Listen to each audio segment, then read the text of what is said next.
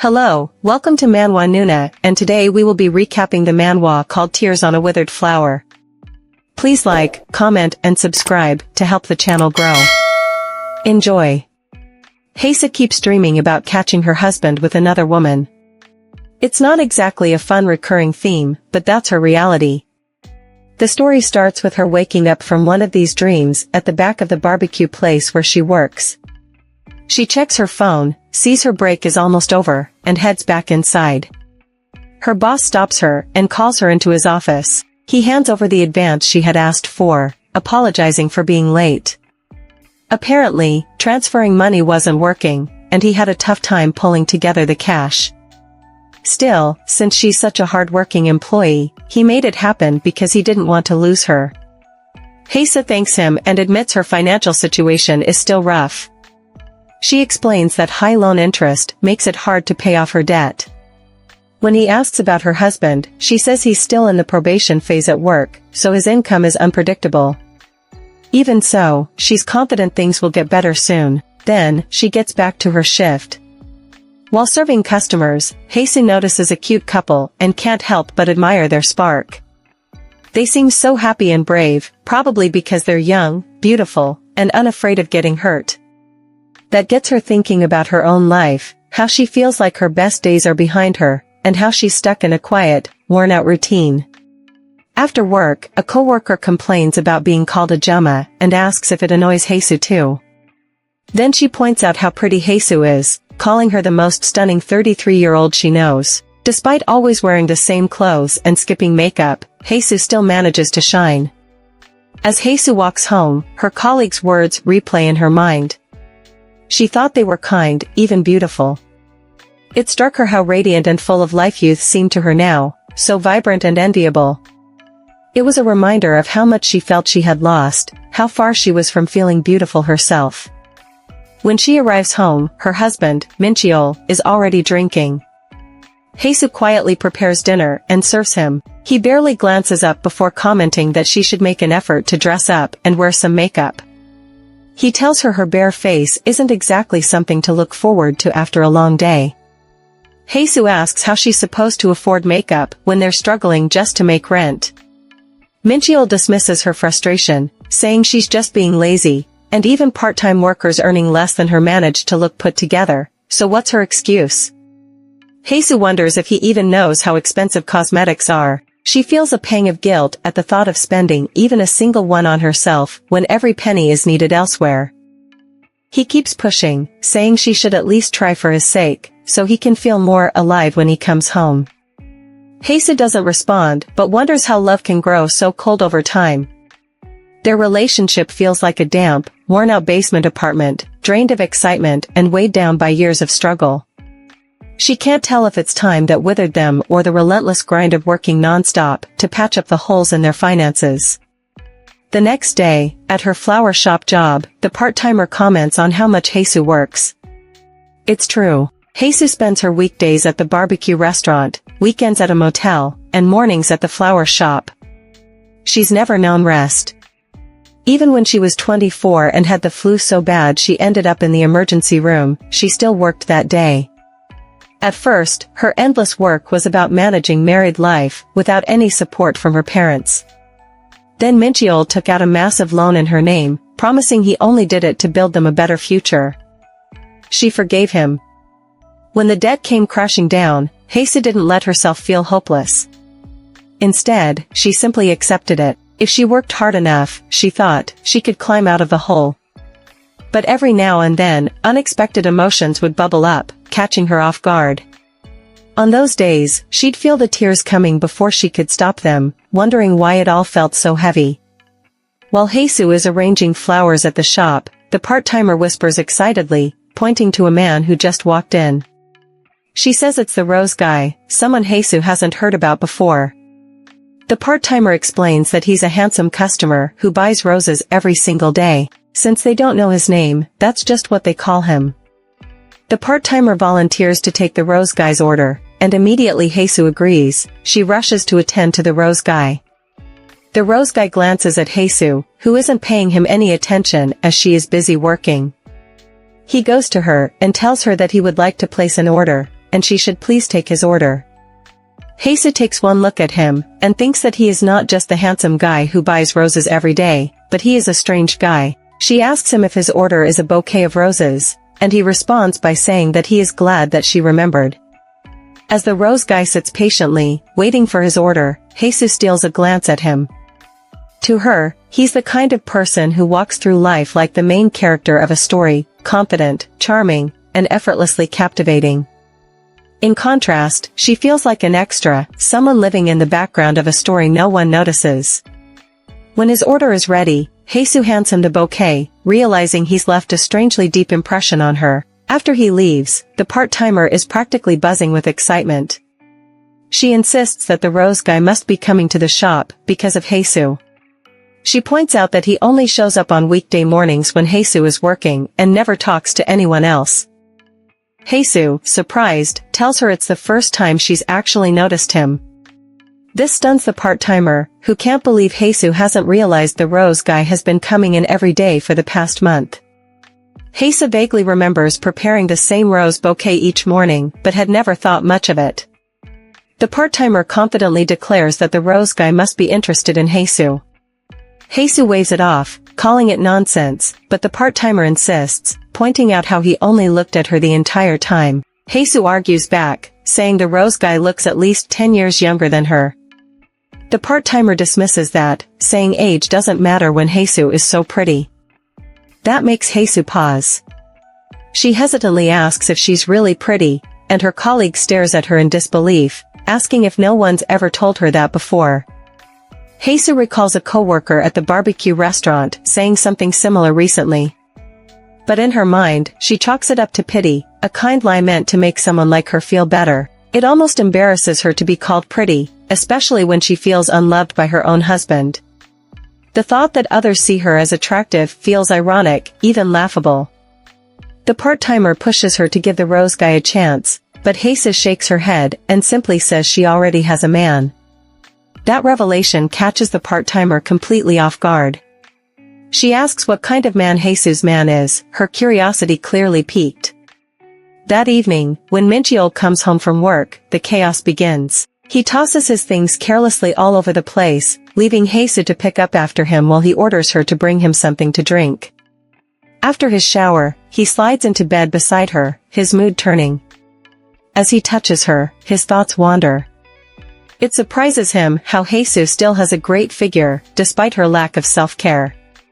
Even his friend's younger girlfriend doesn't compare. Sure, Hae-soo wears frumpy, old lady clothes, but she's still decent in his eyes.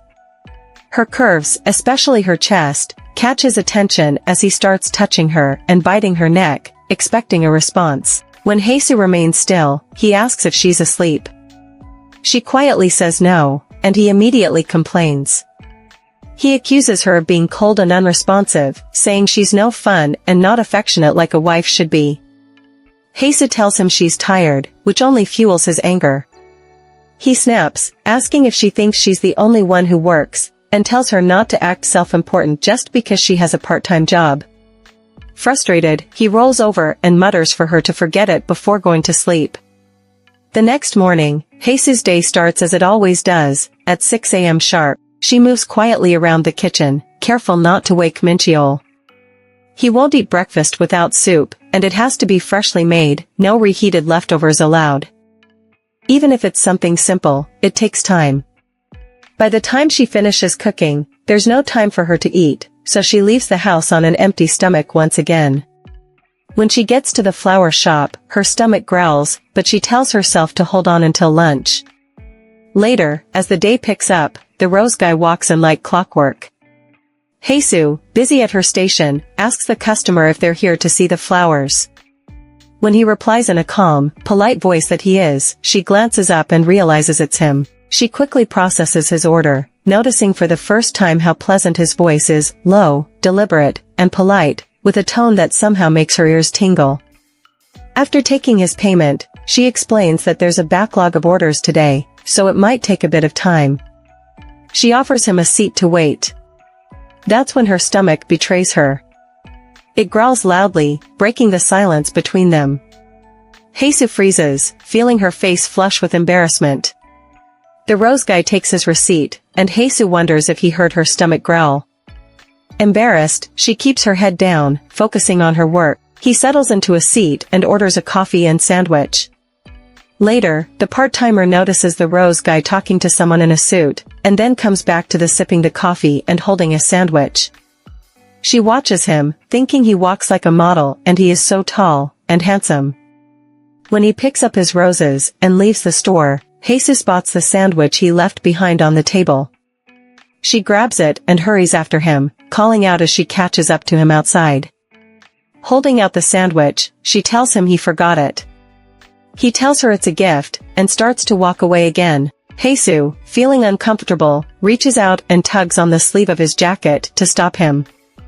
She tells him she can't accept it. He asks if it's because she doesn't have anything to drink with it. Before she can respond, he hands her his coffee, explaining he only took one sip and promises it's not poisoned. As he walks away, Hae-soo stands there, holding the sandwich and coffee, feeling flustered and unsure of what just happened.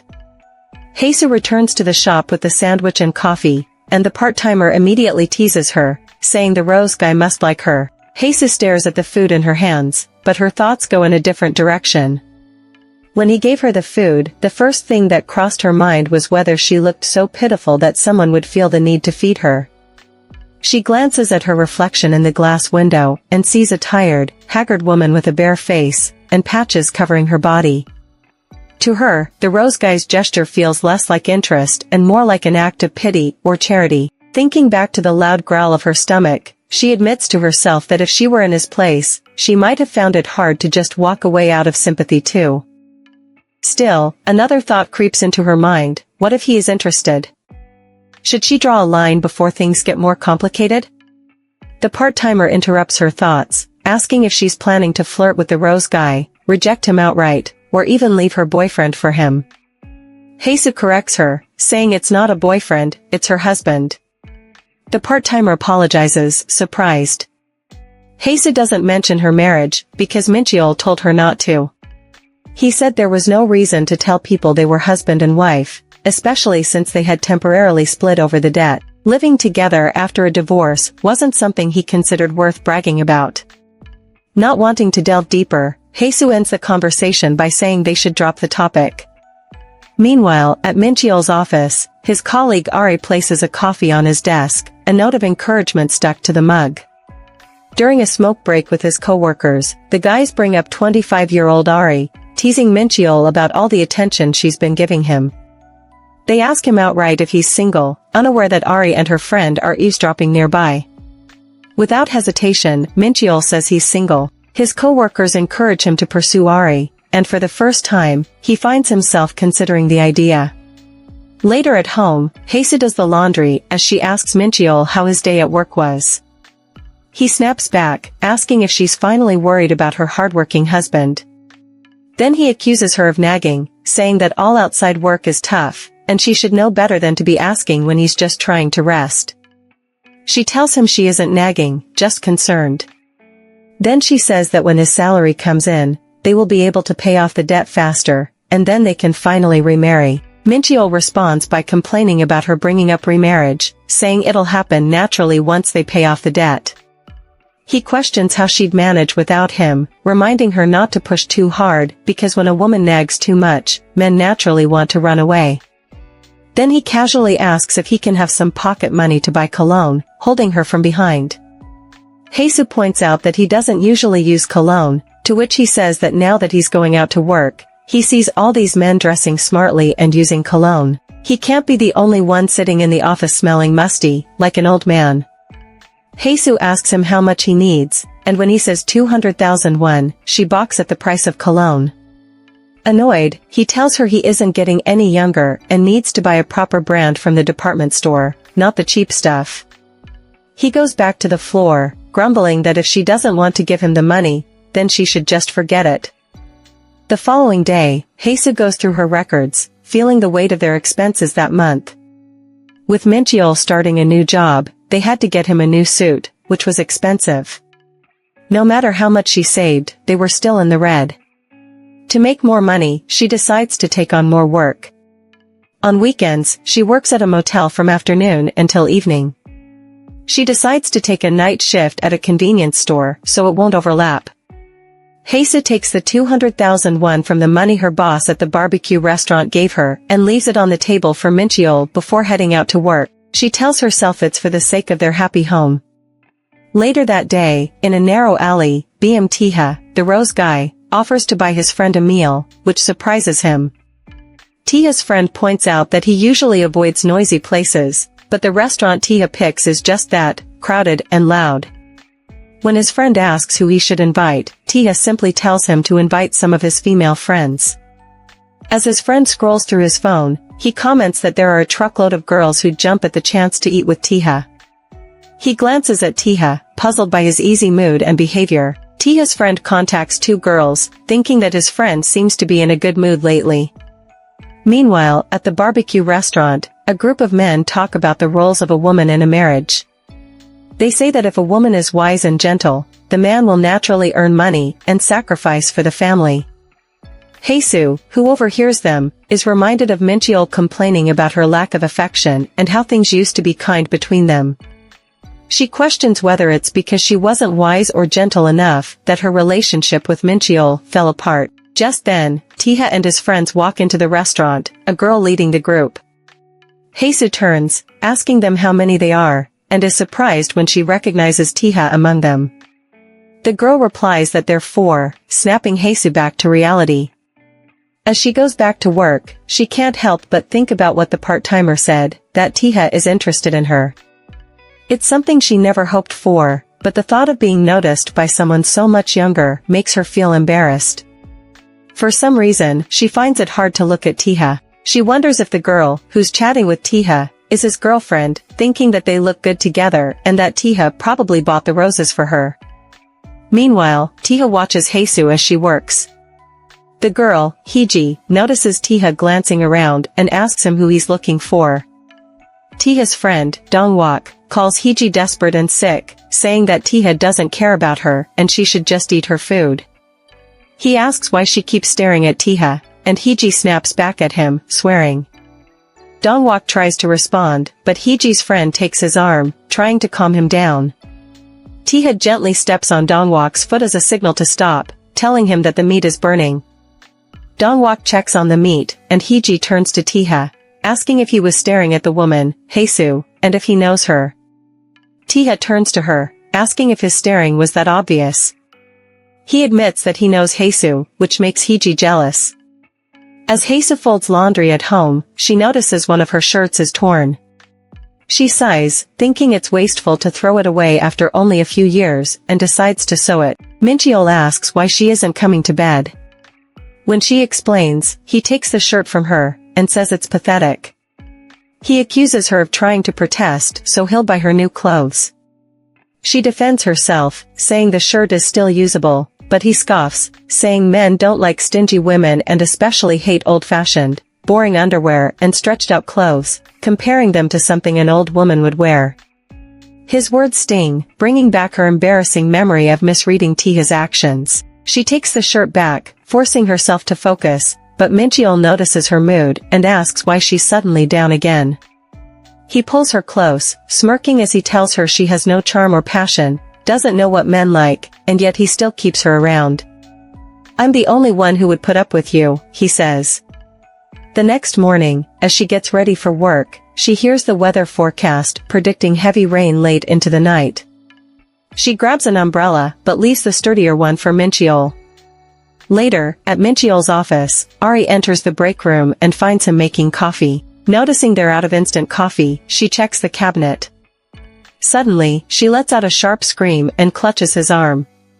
Startled, Min-cheol asks what's wrong, and she says she saw a bug. Ari, clearly frightened, clings to his arm, her wide eyes making her vulnerability obvious. Min-cheol finds her reaction endearing and volunteers to deal with the bug. However, when he looks, there's nothing there. Ari insists she saw one, but Min-cheol thinks to himself that Hae-soo never reacts to bugs like this. Ari's small, helpless act feels refreshing to him, a contrast to Hae-soo's unflinching nature. At the flower shop, the part-timer complains about the rose guy being late, her excitement peaking the moment he arrives. Hae-soo feels a wave of unease and quickly makes an excuse to work in the back. The part-timer tries to stop her, but she slips away, while Tae-ha watches her leave. He doesn't even pay attention to the part-timer who is taking his order as he looks at the area Hae-soo just vacated.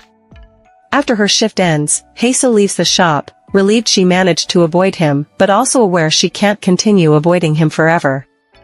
She resolves to face him the next day. As she opens her umbrella, she hopes Mincheol took the umbrella she left for him, as it is raining heavily. Opening her umbrella, she notices it's completely useless, the frame bent and the fabric torn.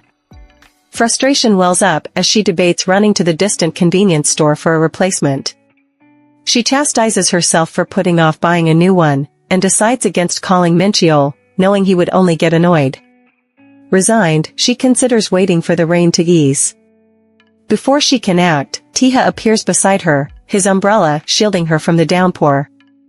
He offers to walk with her, calmly pointing out that the rain won't stop anytime soon. Hae-soo stares at Tae-ha, realizing that the situation has left her no choice but to accept his offer. Refusing would seem rude, even ungrateful. They begin walking in silence, with only the sound of the rain filling the air. To her surprise, Tae-ha doesn't say a word. The rain creates a comforting rhythm, making the shared umbrella feel less awkward than she anticipated. She notices Tae-ha's uncharacteristically slow steps, a stark contrast to the brisk pace she expected from someone so tall. Mincheol, though tall, never slowed down for her, forcing her to rush to keep up. Tae-ha's slower pace feels deliberate, almost considerate, and she wonders if it's a habit born of walking with someone special, perhaps Hee-ji. Breaking the silence, Hae-soo mentions that his girlfriend might not appreciate him sharing an umbrella with a stranger. Tae-ha turns to her, and asks who said he has a girlfriend. She brings up the barbecue restaurant, but Tae-ha quickly clarifies that Hee-ji is just a friend. Hae-soo doesn't entirely believe him, though she keeps her doubts to herself. As if sensing her skepticism, Tae-ha insists he's telling the truth and pleads with her to believe him. Feeling awkward, she says she does. Suddenly, a car speeds past, splashing water toward them. Tae-ha reacts instinctively, stepping in front of Hae-soo to shield her. The dirty water soaks him, leaving Hae-soo dry. She's stunned when Tae-ha doesn't complain and even apologizes to her as if it's his fault. As they stand there, Hae-soo starts to feel a bit self-conscious about how close they are. Tae-ha suddenly asks if he seems tall to her, catching her off guard. She notices the wet side of his coat, realizing that while she's mostly dry, he's been taking on the rain for her. It feels unnecessary for someone who barely knows her to be this considerate. Her thoughts swirl as she wonders if Tae-ha might be interested in her. If that's the case, she knows she needs to set boundaries. Finally, she asks why he's being so kind. Tae-ha surprises her by admitting he has an ulterior motive, but then casually adds that he just wants to be friends. Hae-soo immediately says no, which makes him call her heartless and ask why they can't be friends.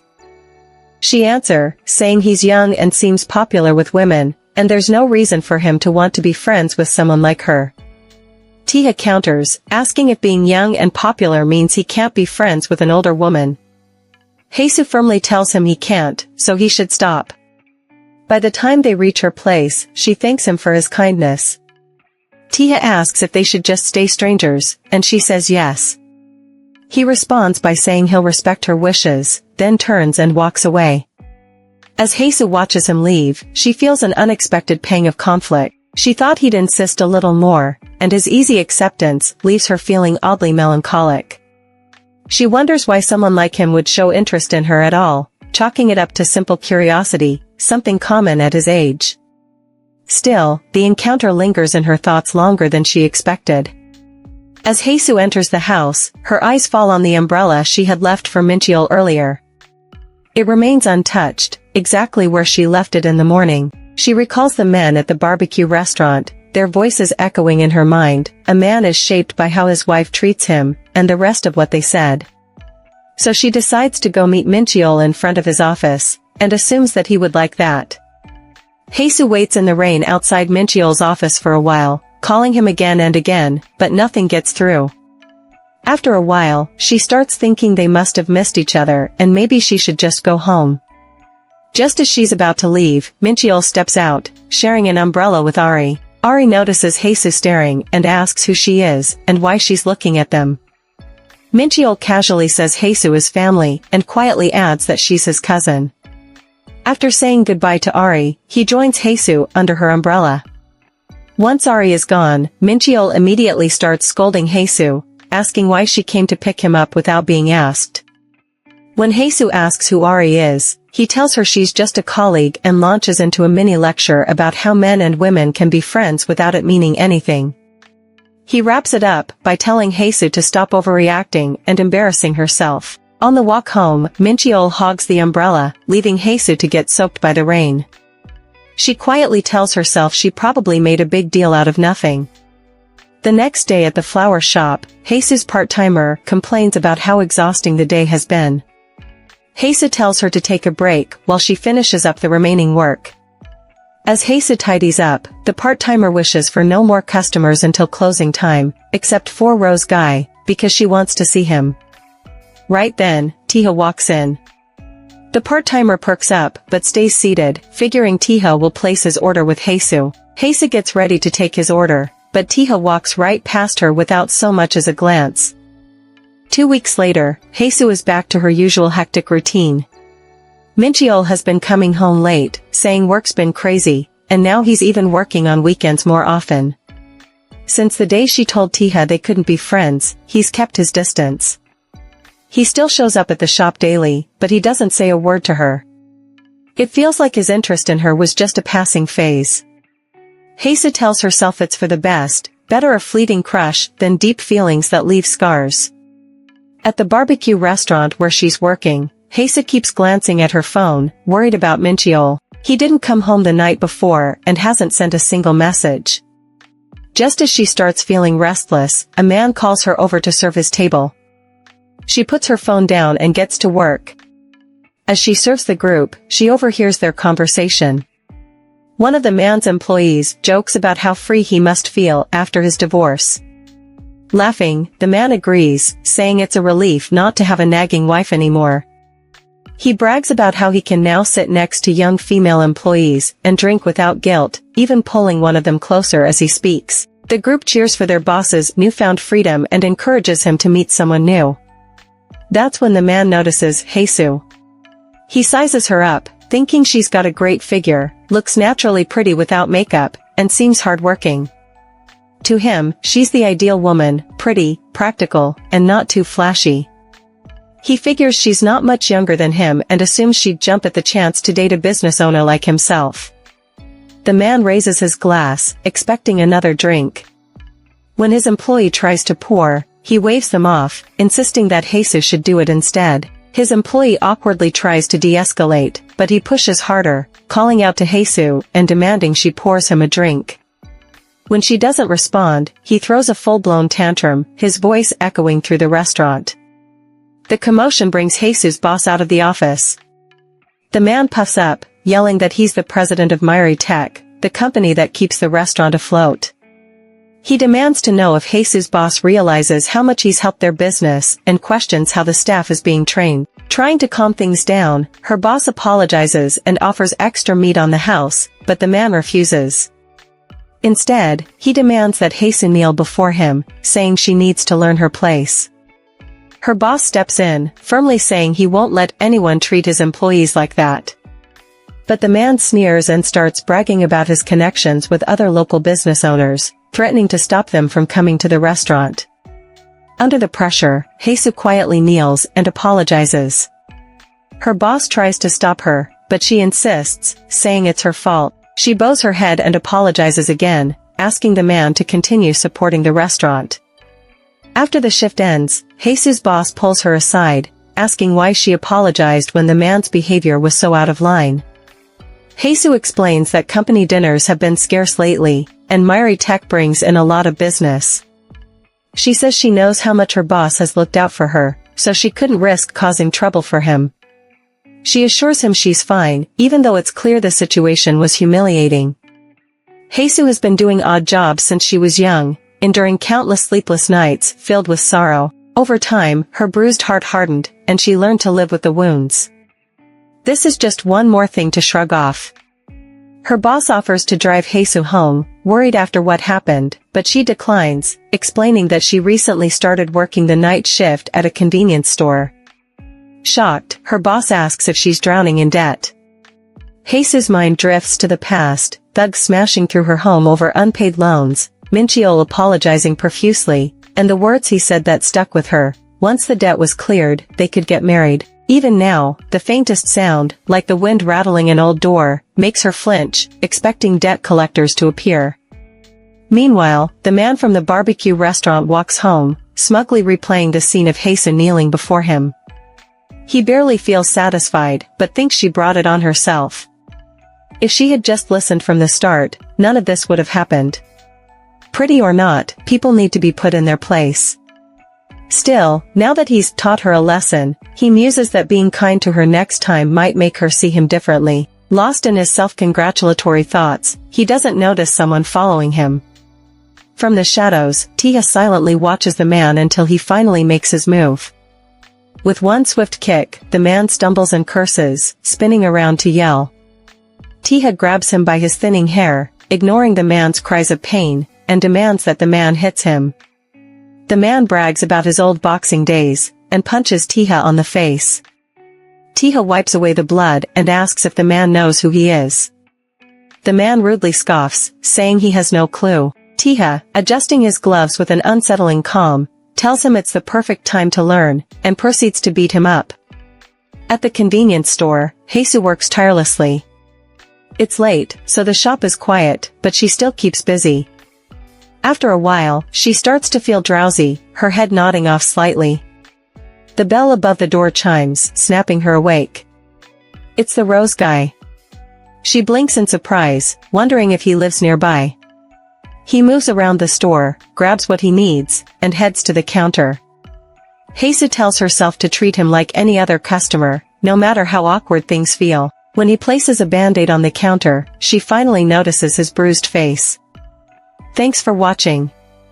Please like and comment for more parts. Bye.